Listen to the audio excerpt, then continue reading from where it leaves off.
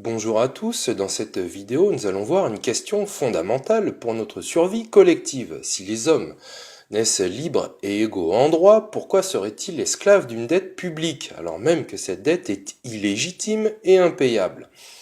Alors d'abord, c'est une dette mathématiquement impayable. Même avec la meilleure volonté du monde, la dette publique n'est pas remboursable. Pourquoi? Et pour la simple et bonne raison que l'État emprunte depuis 1974, il a remboursé au total 1700 milliards d'intérêts de la dette et n'a donc pas pu rembourser le capital emprunté. La dette publique est faite d'argent qui n'existe pas, qui n'a jamais été mis au monde, mais que le gouvernement s'est tout de même engagé à rembourser. C'est un contrat impossible que les financiers présentent comme un contrat sain à respecter, même si les humains du sang crevaient. C'est Louis Évin sous le signe de l'abondance. Un enfant de 5 ans comprendrait, comme je l'ai déjà dit dans la vidéo sur le pognon de dingue, que quand le seul qui donne 100 demande de rembourser 110, ce n'est pas possible de rembourser. Il n'y a qu'un moyen, il faut emprunter à nouveau pour rembourser. Et c'est ce que fait l'État. L'État n'a pas d'argent car pour l'avoir, il faut l'emprunter. Et après, on appelle ça une dette consolidée. L'État roule sa dette, comme on dit. Il emprunte à nouveau pour payer ses anciens emprunts qui arrivent à échéance. C'est un cercle vicieux et la dette ne fait qu'augmenter. Voilà l'arnaque. En 2018, l'État a emprunté à la finance apatride 80 milliards d'euros pour combler le déficit public. Je rappelle que ce déficit est causé en l'espèce par le paiement à la même finance apatride de 42 milliards d'intérêts, par le racket de l'UE, et puis les 26 milliards nets, comme je l'ai indiqué dans la vidéo sur le pognon de dingue, et puis la corruption et la fraude. Je rappelle que l'État se fait officiellement conseiller par Goldman Sachs et autres parasites pour gérer sa dette. Et sur toutes ces questions, dans l'espace public, il y a un blackout. Les sous-titres sont clairs, touchez pas à nos amis les parasites. En 2018, on a de surcroît emprunté 116,6 milliards pour payer la dette, le capital du crédit qu'on nous a fait. Au total, en 2018, l'État a emprunté près de 200 milliards d'euros. Voilà pourquoi la dette grimpe toujours. Je rappelle que depuis 31 ans, les privatisations n'ont rapporté que 155 milliards d'euros, 122 milliards sans l'inflation. Une goutte d'eau dans l'océan de la dette et des intérêts. Et il ne reste que 100 milliards de participation de l'État dans les entreprises dites publiques. Les gouvernements de malades apatrides qui dirigent la France, comme une secte ultralibérale, veulent tout vendre, coûte que coûte, pour faire plaisir à leur maître, en dépit du bon sens et en plus à vil prix. Obséquieux avec leur maître et méprisants envers les citoyens. Alors je vous dis pas la suite, dans 6 ans, la dette c'est plus de 3100 milliards d'euros, même si les élus gèrent très bien l'affaire. On peut espérer, dans ce cas-là, passer sous la barre, peut-être, avec un peu de chance, des 3000 milliards de dettes. Alors, ça aurait été fait au prix de la liquidation totale de l'État, des participations dans les entreprises publiques, la destruction des acquis sociaux, et spécialement de la Sécu. Donc on a espoir, en tout cas, de payer la dette. Alors aux petits bien-pensants qui vous diront « Oui, mais une dette, ça se paye », vous leur répondrez « Mais bien sûr, une dette, ça se paye, c'est un principe sacré qui se place au-dessus de la dignité de la personne humaine et de l'avenir des peuples, bien sûr. Une dette, ça se paye, surtout si elle est le fruit d'un vol ou d'une escroquerie généralisée et du plus grand casse de l'histoire. » Ensuite, c'est une dette illégitime, elle provient d'un vol. En voici la démonstration. Celui qui détient le pouvoir de création monétaire est souverain. Alors je rappelle plusieurs éléments indispensables. D'abord, l'argent n'est pas la richesse. On ne se nourrit pas de pièces ou de billets, on ne se nourrit pas du stylo ou du papier ou de l'ordinateur qui servent au jeu d'écriture. L'argent permet simplement d'acheter les vraies richesses qui sont dans le commerce. Celles qui permettent la satisfaction des besoins des hommes, la nourriture, la boisson, le médicament, les habits. L'argent n'est pas la vraie richesse, mais un intermédiaire commode pour faciliter les échanges. Et cet argent, il n'existe pas sans que quelqu'un le crée. Il vient toujours de quelque part. Un billet de 10 euros ne vient pas du fond des âges, il a été créé. Celui qui crée l'argent en est le propriétaire. Et si l'argent est créé par une autorité publique, il appartient à la collectivité. S'il est créé par une personne privée, il appartient à cette personne. Lorsque vous donnez à une entité privée le pouvoir de création de l'argent, elle est propriétaire de cet argent et elle ne vous le prête que contre une reconnaissance de dette. Tous ceux à qui elle prête ont donc une dette envers elle. Et je précise que 95% des euros qui ont été créés, donc la quasi-totalité, ne sont pas des pièces ou des billets, mais des jeux d'écriture faits par les banques commerciales en faisant des crédits. Et on a deux manières de rembourser. La première, par l'argent. Et si tout le monde rembourse, il n'y aura plus d'argent en circulation. Et la deuxième, c'est en vendant les biens réels. Alors regardez-moi cette aberration. Pour obtenir le moyen d'échanger les richesses réelles, on met en gage nos richesses réelles. Celui qui détient le pouvoir de création monétaire est donc souverain, car lui confier la souveraineté monétaire, c'est lui confier le droit de suzeraineté par principe sur toute propriété et sur tout bien réel qui servent de garantie, faisant de cette personne le suzerain en son fief et faisant nous de simples locataires de terres et de biens des serfs en servitude pour dette. Alors, voilà pourquoi il a été dit « Donnez-moi le contrôle de l'argent d'une nation et je ne me soucierai pas de qui en écrit les lois ». Toute l'histoire de France a consisté dans un combat contre les féodalités qui a abouti à dépatrimonialiser le pouvoir politique. Le pouvoir politique n'est plus une chose privée appartenant à tel ou un tel qui dicte sa loi, mais le pouvoir politique était devenu une chose publique pour le bien de tous. Et aujourd'hui, ce pouvoir politique est redevenu une chose privée, privatisée, lorsque le pouvoir de faire l'argent a été confié à des intérêts féodaux privés. Notre Constitution stipule ensuite que le peuple est le seul souverain. L'article 3 de la Constitution énonce clairement la souveraineté nationale appartient au peuple qui l'exerce par ses représentants. Appartient au peuple, est-ce que ce n'est pas clair ? La démocratie représentative mise en place par cet article est fondée sur une idée toute simple, celle du contrat de mandat. Le peuple donne mandat à des citoyens qui l'élit, leur octroyant l'autorité, la compétence et les moyens pour agir en son nom et pour son compte conformément au bien commun. Les élus ne sont que de simples mandataires, la souveraineté ne leur appartient pas, le peuple ne leur déléguant que l'exercice de cette souveraineté afin qu'ils agissent pour le bien de tous. Le pouvoir de création monétaire appartient donc au seul souverain, le peuple, les élus n'étant que des mandataires. Et c'est justement parce que le peuple détient le pouvoir souverain de création monétaire qu'il est souverain.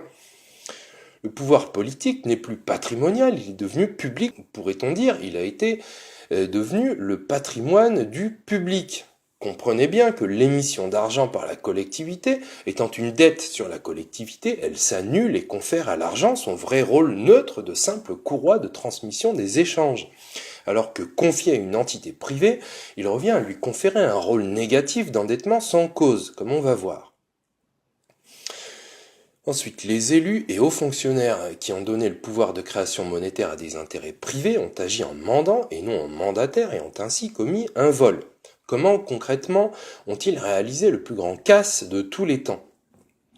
Alors qu'il était en fonction, François Bloch-Lenné, directeur du Trésor, d'heureuse mémoire, de 47 à 52, ayant Jean Monnet comme adversaire acharné, conceptualisa l'idée de circuit du Trésor.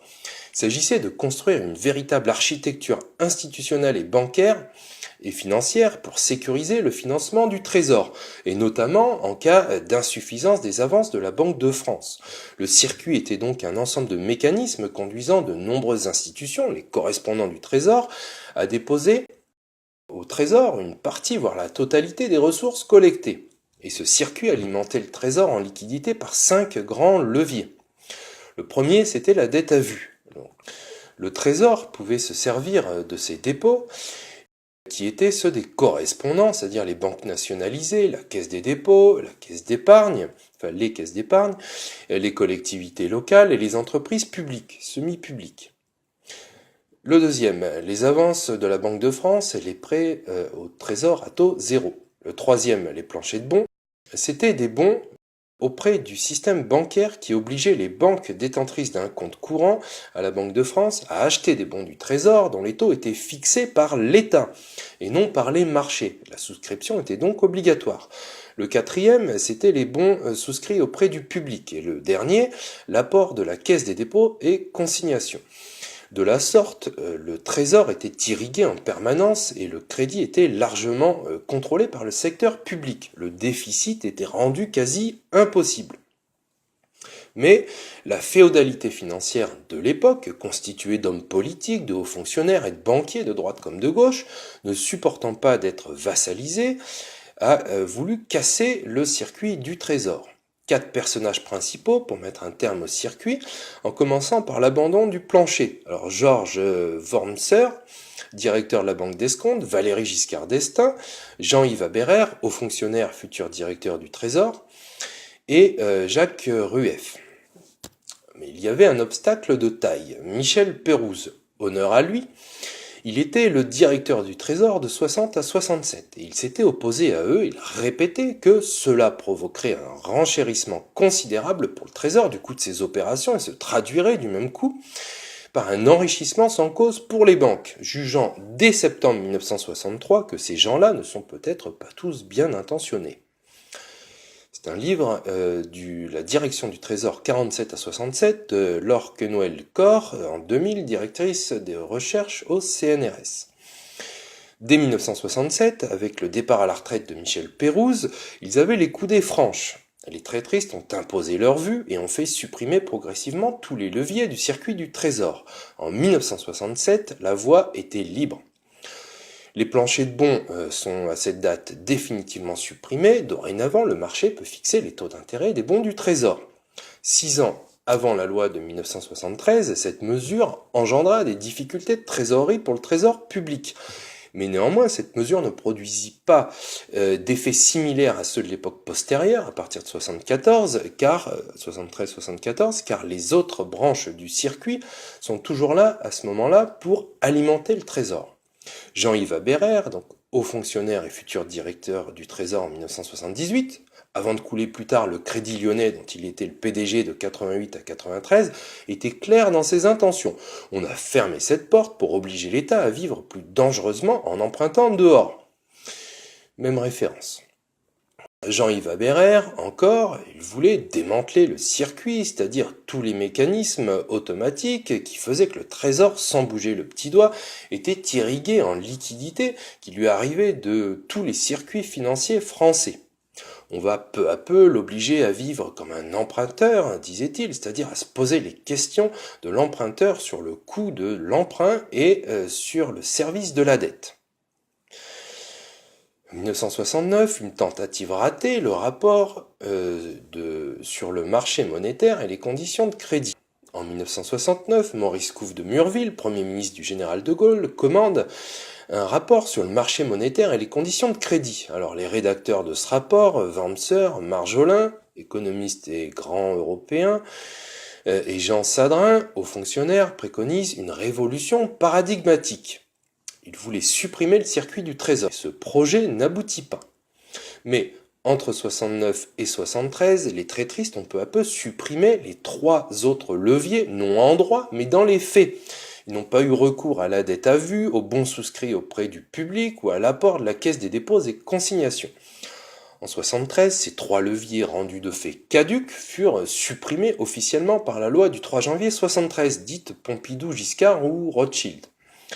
La dette à vue, les bons souscrits auprès du public et l'apport de la Caisse des dépôts et consignations. La loi de 73 est l'inscription dans le droit d'un changement des pratiques antérieures peu à peu naturalisées.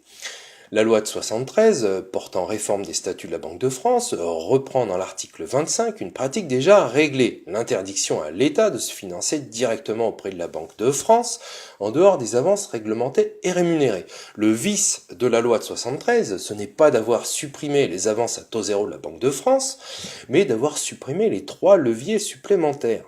Quant au dernier levier, les avances de la Banque de France, il est rendu caduc dès 1974. Les gouvernants pouvaient encore user de ces avances après la loi de 73, ce qu'ils firent en se faisant octroyer une avance à taux zéro de 20 milliards de francs en 74 et après plus rien.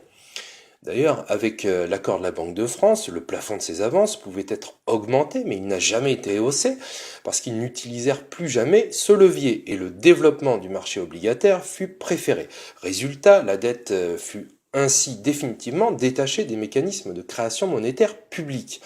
Ce levier fut détruit en droit avec le traité de Maastricht, repris par le traité de Lisbonne qui grave les dettes publiques et privées dans le marbre, article 123 du TFUE. En coupant le robinet du circuit du Trésor au nom du monétarisme triomphant et de la lutte contre l'inflation prônée par la Banque des règlements internationaux, ils ont commercialisé l'État, l'obligeant à se prostituer pour avoir un petit peu d'argent. La création de l'argent, qui par nature est hors commerce, car ce pouvoir doit appartenir au public et donc à l'État garant du bien commun et non à des entités privées apatrides, est privatisée et l'argent soumis à la loi de l'offre et de la demande. Bref, au nom de la lutte officielle contre l'inflation, ils ont vendu le pouvoir de création monétaire. Prétextant que l'eau pourrait être trop chaude, on a jeté le bébé avec l'eau du bain. En conclusion, on peut dire que les réformateurs savaient parfaitement que la suppression du circuit du trésor conduirait à un renchérissement de la dette. Et de fait, les États sont endettés, leurs comptes publics n'ont plus été à l'équilibre ou excédentaires depuis cette date. Par la libéralisation des taux de change en 71, quand Nixon supprima la convertibilité du dollar en or et des taux d'intérêt en 73 avec la loi Rothschild, simultanément appliquée dans les pays occidentaux, est née toute une industrie de couverture des risques et de couverture des risques. Bref, était née toute une industrie de la spéculation, un grand casino mondial où les parieurs pouvaient spéculer sur les variations des monnaies et sur les monnaies elles-mêmes. Conséquence du vol, la souveraineté n'appartient dès lors plus au peuple, mais aux banques. Où est-il marqué dans la Constitution que la souveraineté est bancaire ? Récapitulons. L'argent n'est créé que par les banques privées. Elles ne prêtent leur argent que contre une reconnaissance de dette. Tout l'argent que nous avons provient seulement d'une reconnaissance de dette. C'est de l'argent-dette. Ainsi, cet argent, qui n'est pas la vraie richesse, permet aux banques d'acquérir les vraies richesses, d'acheter tous les biens réels mis en gage pour obtenir cet argent. La dette publique pourra légitimement être qualifiée en droit de dette odieuse. C'est un principe juridique qui a été appliqué de nombreuses fois depuis 2 siècles. De la guerre de sécession de 65, en Irak en 2004, par le secrétaire d'État américain au Trésor, John Snow, qui fit annuler par le G7 80% des dettes contractées par le régime de Saddam Hussein. En vertu de ce principe juridique, si la dette a été contractée contre l'intérêt de la population et que les créanciers en étaient conscients ou auraient dû l'être, elle est qualifiée d'odieuse. Quand l'endettement d'un pays va à l'encontre de l'intérêt de sa population et qu'il a été mis en place au profit des créanciers, il doit être annulé, estime Éric Toussaint, le porte-parole du Comité pour l'abolition des dettes illégitimes. Ce principe de droit international, reconnu et appliqué, permet de dénoncer la dette publique comme étant une dette de régime, une dette personnelle du pouvoir qu'il a contractée. Par conséquent, elle pourra tomber avec la chute de ce pouvoir infâme. Et c'est même un devoir vis-à-vis des peuples, parce que sans la répudiation de la dette, l'équation est simple. Pas d'argent, donc pas de justice, pas d'école, pas de prison, pas d'hôpitaux, rien pour la population, pas la dignité surtout, mais en revanche, je vous garantis qu'on aura les problèmes d'électricité, d'avions qui crachent, de naufrages, de bateaux remplis de pétrole, des problèmes d'eau potable ou de nucléaire majeurs. Puisque la logique du marché, ce n'est pas le bien commun, c'est le profit, quitte à détruire la planète, à tuer les gens et les animaux. Alors, si vous voulez vivre dignement, il va falloir d'abord répudier la dette. La question fondamentale du débat public, c'est est-ce que vous voulez crever comme des chiens en remboursant une dette publique illégitime et impayable, ou est-ce que vous voulez vivre avec dignité en retrouvant le pouvoir souverain de faire la monnaie ? C'est ça la vraie question. Sans la répudiation de la dette, on perpétue un système de concentration des richesses entre quelques mains, conduisant au retour de l'esclavage, non d'une partie de la population, mais de toute la population mondiale. Il faut changer de paradigme, il faut en finir avec l'exploitation des hommes et la surexploitation de la nature, induite par l'ultralibéralisme qui se nourrit des dettes publiques. Je précise que si un seul pays sort de ce système ne pourra plus perdurer. Et je signale que la France, multicontinentale, a des atouts mondiaux incroyables. Pour mettre quel système à la place, me direz-vous ? Eh bien, l'alternative existe. Elle est peu connue, même si elle a plus de 100 ans. Cette alternative a failli être appliquée aux États-Unis en 1932, ce qui aurait changé la face du monde. Elle s'appelle le crédit social, dont je parlerai dans la vidéo sur le changement de paradigme économique. Nous devons combattre ce système d'argent-dette de malade mental si nous voulons un avenir. Les premiers, je le précise, à avoir perdu la bataille, ce sont les Américains. Alors, savez-vous que cette lutte pour le contrôle de l'émission de la monnaie du gouvernement américain contre le système bancaire a façonné l'histoire des États-Unis jusqu'en 1913? Alors j'aimerais vous raconter, brosser à grands traits la véritable histoire des États-Unis, non pas celle que les pseudo-experts nous dépeignent, pour vous faire voir le tableau géopolitique d'ensemble. Les États-Unis, toute leur histoire, de 1776 à 1913, se résume à la guerre pour le contrôle de la monnaie. Ils avaient leur monnaie libre, le colonial script. Benjamin Franklin déclarait: dans les colonies, nous émettons notre propre papier monnaie. Nous l'appelons colonial script. Et nous en émettons assez pour faire passer facilement tous les produits des producteurs aux consommateurs, créant ainsi notre propre papier monnaie. Nous contrôlons notre pouvoir d'achat et nous n'avons aucun intérêt à payer à personne. Et c'est parce que cette monnaie sans dette a été interdite par le Parlement anglais que s'est faite la guerre d'indépendance, et non pas à cause simplement d'une taxe sur le thé. C'est normal, puisque Benjamin Franklin déclara également: les colonies auraient volontiers supporté l'insignifiante taxe sur le thé et autres articles sans la pauvreté causée par la mauvaise influence des banquiers anglais sur le Parlement, ce qui a créé dans les colonies la haine de l'Angleterre et causé la guerre et la Révolution. Le contrôle de la monnaie fut la cause de la guerre d'indépendance.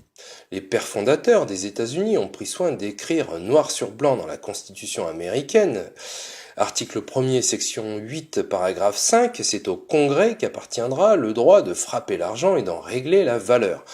En 1791, 4 ans après, le président Washington a trahi les Américains en créant une banque nationale indépendante du gouvernement confiée pour 20 ans à des banquiers privés. En 1811, la charte expira, mais le Congrès vota contre son renouvellement grâce à Thomas Jefferson et Andrew Jackson. Nathan Rothschild de la Banque d'Angleterre lança un ultimatum. Ou bien le renouvellement de la charte est accordé, ou bien les États-Unis seront impliqués dans une guerre très désastreuse. Le gouvernement anglais déclencha la guerre en 1812 contre les États-Unis et la charte fut renouvelée en 1816. Ensuite, Abraham Lincoln, durant la guerre de sécession, finança les armées nordistes grâce à une monnaie libre qu'il créa et nomma Greenback. Lincoln appela ces greenbacks la plus grande bénédiction que les peuples américains n'aient jamais eue. J'ai deux grands ennemis, l'armée du Sud en face et les banquiers en arrière. Et des deux, ce sont les banquiers qui sont mes pires ennemis. Lincoln fut réélu président en 1864 et fit clairement savoir qu'il s'attaquerait au pouvoir des banquiers une fois la guerre terminée. La guerre se termina le 9 avril 1865 et il fut assassiné 5 jours plus tard, le 14 avril. Ensuite, en 1896, le candidat démocrate à la présidence, William Jennings Bryan, moi je leur dis que l'émission de l'argent est une fonction du gouvernement et que les banques doivent se retirer des affaires du gouvernement. Lorsque nous aurons rétabli la monnaie de la Constitution, toutes les autres réformes nécessaires seront possibles. Mais avant que cela ne soit fait, aucune autre réforme ne peut être accomplie. Et c'est d'actualité. Il ne fut pas élu. Et finalement, le 23 décembre 1913, le Congrès américain, savamment travaillé, votait la loi de la réserve fédérale, qui enlevait au Congrès lui-même le pouvoir de créer l'argent et remettait ce pouvoir à la Federal Reserve Corporation. Le Congrès s'est sabordé le 23 décembre 1913, comme le Parlement français plus tard le 23 juin 1992. Bref.